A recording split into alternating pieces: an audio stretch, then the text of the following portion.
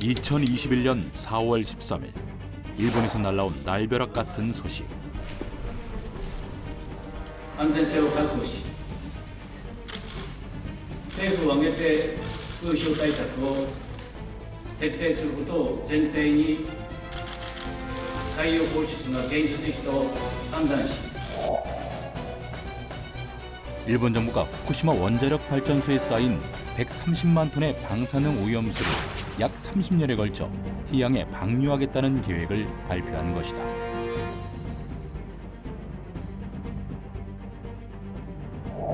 전혀 恥知らずでモラルがわからない。私は自分の家庭のゴミを海に捨てるなんて子や孫たちに大人は言ってるかと。許しがたいよ。恥ずかしいよ。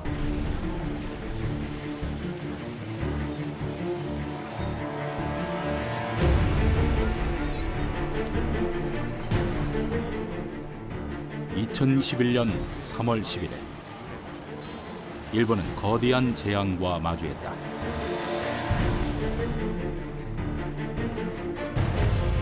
일본 도호쿠 지방에서 규모 9.0의 대지진이 발생한 것이다. 일본 지진 관측사상 140년 만에 최대 규모로 기록된 대지진으로 당시 40만 채 이상의 건축물이 무너졌고 10,000명 이상의 사망자와 실종자가 발생했다. 하지만 비극은 시작에 불과했다.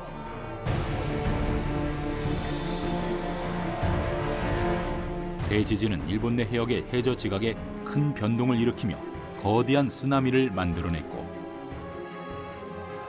이 거대한 쓰나미는 대지진 발생 약 1시간 반 후 동일본 지역 일대를 덮치기 시작했는데,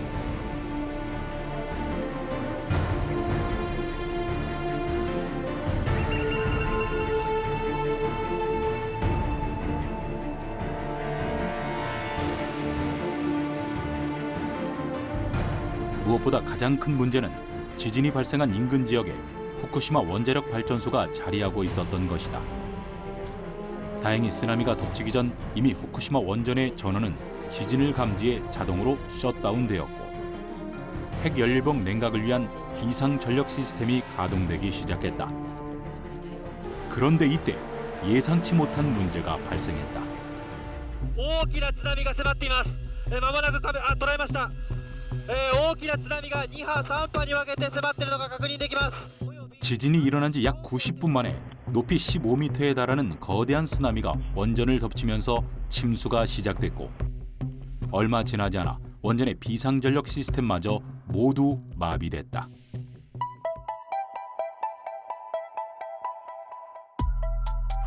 전원 공급이 막히자 원전의 냉각 시스템은 그대로 먹통이 되었고, 원자로가 지나치게 과열되기 시작했는데, 급기야 내부 온도가 1200도씨까지 치솟으면서 걷잡을 수 없는 대재앙의 씨앗이 되었다. 스테이션 블랙아웃, 즉 원자로 통제 불능 상태에 빠져버린 것이다.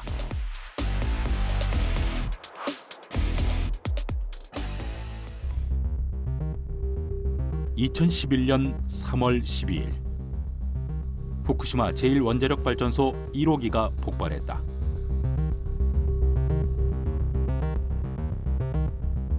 고온의 온도를 버티지 못해 원자로의 노심이 녹아내리는 멜트다운 현상이 일어났고, 결국 수소 폭발로 이어지게 된 것이다.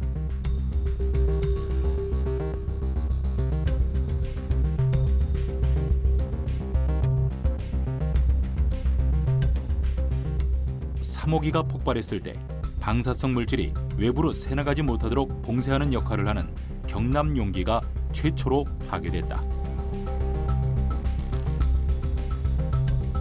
이후 4호기 수소 폭발과 함께 4호기 폐연료봉 냉각 보관 수조 화재까지 발생했고, 후쿠시마 인근 지역에는 방사성 물질을 포함한 기체가 대량으로 유출되고 말았다. 全く想定しないで非常に低いところに電源を置いてた。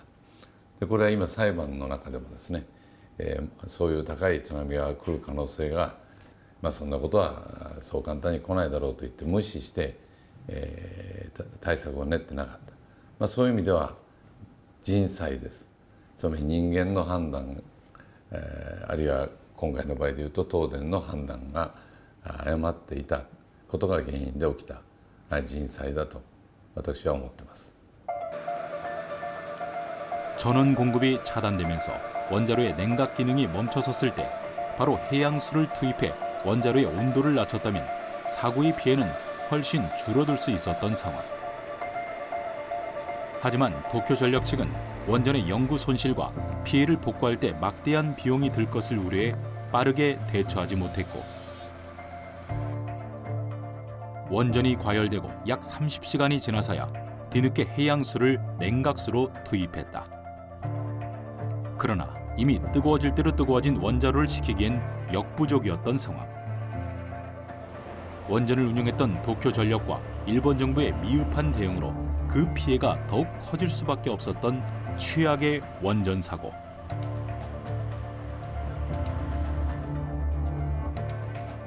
후쿠시마 원전 사고는 그렇게 체르노빌 원전 사고와 같이 국제 원전 사고 등급상 최고 단계인 레벨 7에 도달하는 심각한 수준의 사고로 역사에 기록됐다. 아니 그런데 들어보니까 그 일본 어민들까지 반대하고 있다면서요? 네, 그렇습니다. 일본 어업 협동조합에서 이 오염수 방류를 공식적으로 반대하고 있습니다.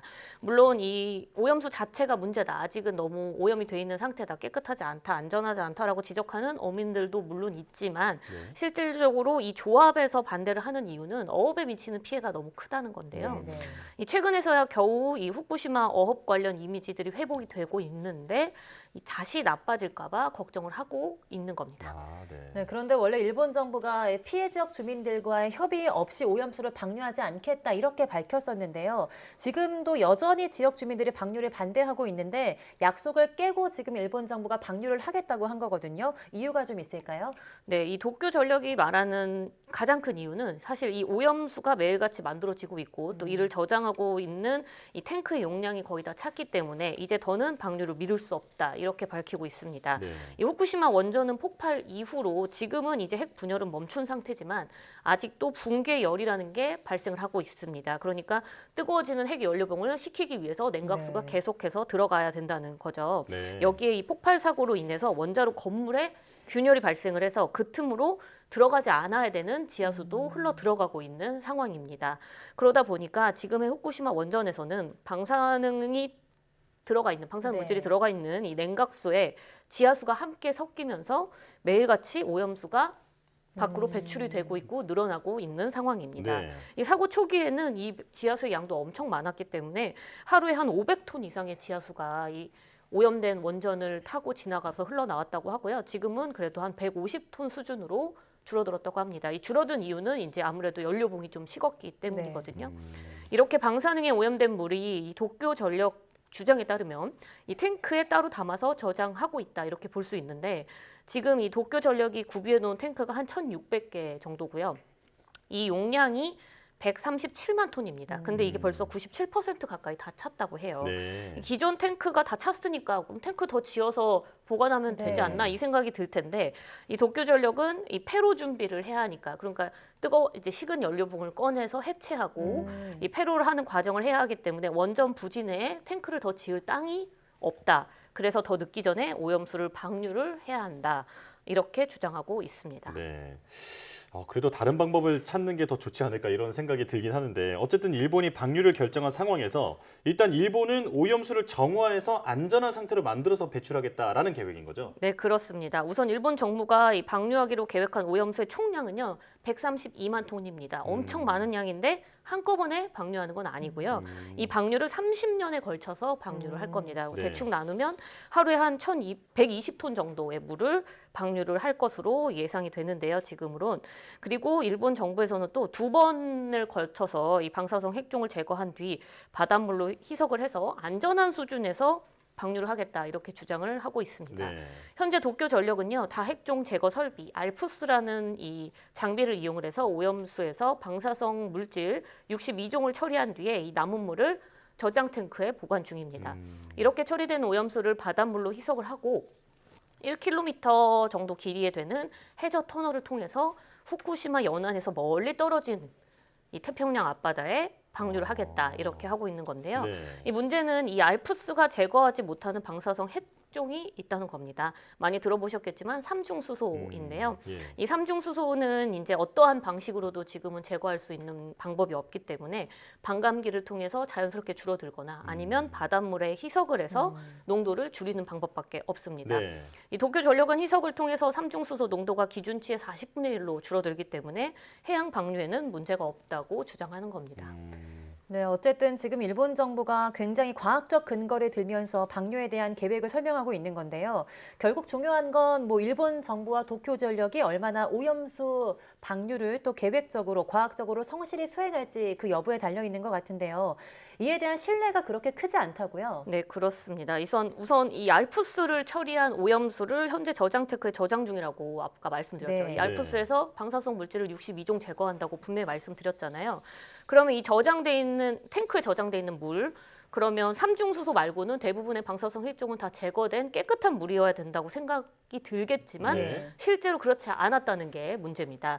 2021년 일본 경제산업성에서 발표한 자료를 보면요. 이 알프스로 처리한 후 저장된 오염수의 29%만이 기준을 충족했고요. 나머지 71%는 이 방사성 물질 농도가 몇몇 개가 기준치를 초과하는 아직은 더러운 오염이 돼 있는 물이었습니다. 네. 이에 대해 도쿄전력은 이 알프스로 한 번 더 처리를, 2차 처리를 하면 이제 남은 방사성 핵종들이 다 제거가 될 것이다 이렇게 주장을 하고 있지만 이에 대한 결과는 아직 확인이 된 바가 없습니다. 네. 또 다른 문제는요. 이 도쿄전력이 이 발표를 하고 있어요. 방사성 물질 농도들이 어떤지에 대해서 홈페이지 내에서 발표를 하고 있는데 이 농도값이 뭐 수치가 다르거나 기준값이 다르거나 이렇게 해서 다 제각각이고 이 도쿄전력과 달리 이 일본 경제산업성에서도 보고서를 내고 있지만 여기하고도 수치가 일치하지 않는다고 합니다. 네. 이런 오류들이 뭐 단순 작업 실수인지 아니면 의도적으로 어떤 수치들을 알려주고 싶지 않아서 왜곡을 하는 건지는 사실상 국내에서 알 수 있는 방법이 없어요. 그러니까 이 오염수를 안전하게 관리하고 있다는 도쿄전력의 말을 그대로 믿을 수 없다라는 주장도 나오고 있는 겁니다. 네. 또 이 지난 1월 국회 주최 토론회에 참석했던 이 태평양 도서국 포럼에 소속돼 있는 과학자들이 있었는데 이들이 이제 주장을 하기로는 도쿄전력이 제공했던 4년 3개월의 이 오염수 데이터를 분석을 해보니 오류 투성이었다 이렇게 밝혔는데요. 죄송합니다. 네. 특히 반감기가 9시간에 불과한 방사성 물질이라고 텔루륨 127이라는 게 있습니다. 예. 이게 반감기가 9시간밖에 안 되니까 거의 다 사라져야 되는 건데 실제로 오염수 안에서 농도가 굉장히 높게 나오는 등 아주 부적절하고 일관성 없는 수치가 대부분이었다고 지적했습니다. 네, 도저히 말을 못 믿겠는데 어쨌든 이런 우려가 있음에도 일본은 해양 방류를 강행할 것으로 보이는데요. 그렇게 안전하다면 사실 뭐 호수를 파서 갖고 있는다든지 이런 다른 방법이 있을 것 같은데 다른 방법은 고려한 적이 없는 건가요? 아, 그렇진 않습니다. 처음부터 뭐 오염수의 해양 방류가 유일한 방법이다 이렇게 주장을 한 거는 아니었다고 해요. 이 원전 오염수의 처분 방법을 두고 일본 정부도 5개의 방안을 먼저 검토를 했다고 합니다. 하지만 이 5개의 방안을 처음에 만들 때부터도 가장 유력했던 건 기준치 이하로 희석해서 해양에 방류하는 이 바다에 버리는 방법이었다고는 하는데요. 현재 어느 나라가 원자력 발전소를 운영하든 간에 이 삼중수소는 발생을 하고 있고요. 그리고 이를 바다나 대기에 방출해 왔다 이렇게 보고 있기 때문입니다. 네. 그 외 대안들은 어떤 게 있었냐면요. 수증기화를 시켜서 대기 중에 방출하는 대기 방출법이 있고요. 또 전기 분해를 통해서 수소가스를 만드는 수소 방출법, 시멘트 등을 섞어서 땅에 묻는 지하 매몰법, 그다음에 2,500m 지하 지층 안에다가 오염수를 넣는 지층 주의법 등이 있었다고 합니다. 하지만 지층 주의법은 뭐 누출 방지 방법이 아직 확립되지 않았고 또 일본은 또 지진이 일어나는 지역이기 때문에 좀 위험하고요. 지하 매몰법도 처분할 땅을 확보를 해야 하는데 뭐 원전 방사성 폐기물 처분장처럼 이 땅 찾는 게 굉장히 어렵고요. 또 수소 방출법은 폭발 위험이나 기술적 과제가 아직 남아 있어서 현실적인 방출 방법 중에 가장 큰 대안으로 올라온 게 해양 방류와 대기 방출이었습니다. 네. 그러면 대기 방출도 분명히 방법이 있었는데 왜 일본이 이제 해양 방출을 선택했냐면 대기로 방출하게 되면 확산을 예측하는 방법이 어렵고 또 방출 농도 자체도 대기로 나가라 버리면 이제 쉽게 관측하기가 어렵기 때문에 해양 방류가 확실하게 통제 가능한 방법이라고 일본이 이제 설명을 한 겁니다. 네. 그런 배경 때문에 이제 그 해양 방류를 결정을 한 건데 그 시점을 올해라고 얘기를 했잖아요. 네. 좀 성급해 보이기도 하는데 이유가 있을까요? 네. 가장 큰 이유는 사실 돈이라고 볼 수 있습니다. 2018년 일본 경제산업성 산하 이 자문기관이 있었는데 다핵종 제거설비 소위원회라고 있었습니다. 여기서 앞서 말씀드렸던 이 5가지 오염수 처리 방안을 발표하면서 네. 처리 방안별 소요 기간, 소요 비용, 그다음에 작업자들의 위험성 등도 함께 이제 보고서로 제출을 했었는데요. 네. 앞서 설명했던 지층 주입을 하는 경우라고 선택을 하면 3,976억 엔이라는 가장 많은 예산이 필요했다고 합니다. 네. 또 지하 매몰법은 1,624억 엔, 그리고 수소 배출은 1,000억 엔, 그리고 대기 배출은 349억 엔이 필요했는데요. 하지만 해양 방류를 할 경우에는 대기 배출 방법을 선택하는 거에 한 10분의 1 수준인 34억 엔만 필요했습니다. 예. 금액이 많이 줄어드니까 예. 선택을 안 할 수가 없죠. 또 해양 방류를 만약에 한다고 해도 전문가들 중에서는 이 충분한 보관 기관을 두고 이 해양에 방류하는 게 더 환경적이고 안전하다라고 이야기를 하는데요. 이게 뭐냐면 삼중수소가 지금 알프스로 제거가 안 되잖아요. 예. 삼중수소는 반감기가 12년입니다. 그러면 이제 원전 부지에서 24년을 만약에 보관을 하고 방류를 한다면 삼중수소의 농도가 4분의 1로 줄어들겠죠. 그렇게 되면 오염수를 바다에 방류를 할 때도 농도가 많이 줄어들기 때문에 예. 그 위험성이 지금보다는 확연히 예. 줄어듭니다. 하지만 이런 장기 저장 후에 해양 방류를 할 때도 돈이 꽤 많이 들어간다고 해요. 이 희석 후 저장 없이 지금처럼 바로 해양에 방출하는 예산보다 20년 정도 육지에 저장해 두고 방류를 할 경우에는 예산이 2배 이상 뛴다고 해서 지금의 선택이 사실상 경제적인 선택이기도 하는 겁니다. 네.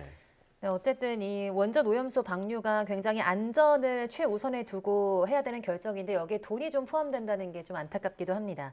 그런데 얼마 전 후쿠시마 오염수가 방류돼도 우리나라 해역에 미치는 영향이 좀 미미하다는 연구 결과가 나왔었거든요. 방류해도 우리나라 해안은 좀 안전할 거다 이런 이야기일까요?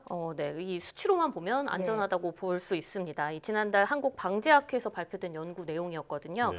이 한국해양과학기술원과 이 원자력연구원 소속 연구원이 분석한 이 후쿠시마 원전 오염수 방류에 의한 해양 확산 시뮬레이션 연구 네. 결과였습니다.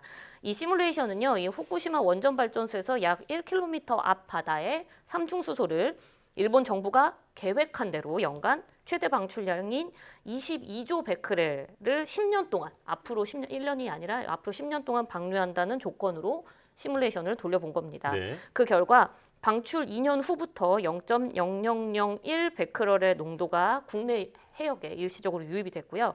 4년에서 한 5년 정도 지난 뒤 우리나라 해역에 본격적으로 이 삼중수소가 유입이 됐는데 이 10년 후 국내 해역의 삼중수소 농도가 0.001 베크렐에 도달을 했습니다. 예. 네. 그러면 이게 뭐 어쨌든 영향을 미쳤다라고 볼 네. 수는 있잖아요. 그런데 국내 해역의 평균 삼중수소 농도가 172 베크렐이거든요. 그러니까 실제로 후쿠시마 오염수로 인해서 유입되는 삼중수소의 농도는 소수점 세 자리 정도의 값이니 실제 있는 값에 비하면 너무 미미하다. 그래서 거의 영향이 없다라고 볼 수 있는 거죠. 네. 하지만 이거를 제가 다른 예를 들어서 좀 설명을 해볼게요. 한강에 만약에 우리가 침을 한번 딱 뱉어요. 예. 그러면 한강을 식수원으로 사용해서 저희가 수돗물로 먹는데 그럼 이 수돗물이 침 한 번으로 더럽다 혹은 깨끗하지 않다라고 이야기할 수 없겠죠. 네. 네. 후쿠시마 오염 그렇다고 해서 우리가 한강에 침 막 뱉어도 돼 깨끗할 안 되죠. 거야. 네. 이거는 네. 아니잖아요. 네. 네. 후쿠시마 오염수도 비슷한 상황인 겁니다. 예. 굉장히 해역에 미치는 영향이 적다 할지언정 오염수를 무조건 방류해도 된다라고 말할 수는 없는 건 거죠. 일본 정부의 주장대로 제대로 방사성 물질이 제거되고 또 희석을 해서 방류가 된다면 태평양 전체에 미치는 영향이 물론 미미할 수 있는 건 맞을 수도 있습니다. 하지만 원전 오염수의 해양 방류가 전 세계에서는 처음 겪는 일이거든요. 네. 그만큼 이번에 선례를 잘 남겨야 하는데 장기 저장 후에 방류를 하는 다른 대안이 존재함에도 불구하고 지금처럼 아주 좀 성급한 방류 결정을 했다는 게 좀 네. 문제로 보여지고요. 일본 정부는 사실 그럼에도 불구하고 해양 방류를 이제 아무래도 밀어붙일 것으로 보이거든요. 네. 결국 지금 제일 중요한 건 일본 정부가 뭐 책임감 있게 오염수를 처리하고 투명하게 정보 공개를 할 것을 기대해야 하고요. 우리 정부는 일본 정부에 좀 더 적극적으로 강력하게 정보 공개를 요구하고 또 국내 해역과 수산물에 대한 감시도 조금 더 강화시켜야겠습니다. 네, 사실 미미하더라도 방사능은 앞으로 수십 년 동안 어떻게 영향을 미칠지 아직 밝혀지지 않은 부분도 있는 거잖아요. 우리에게 피해가 없도록 잘 대응할 수밖에 없을 것 같습니다. 자, 사이언스 취재파의 양효영 기자 함께했습니다. 고맙습니다.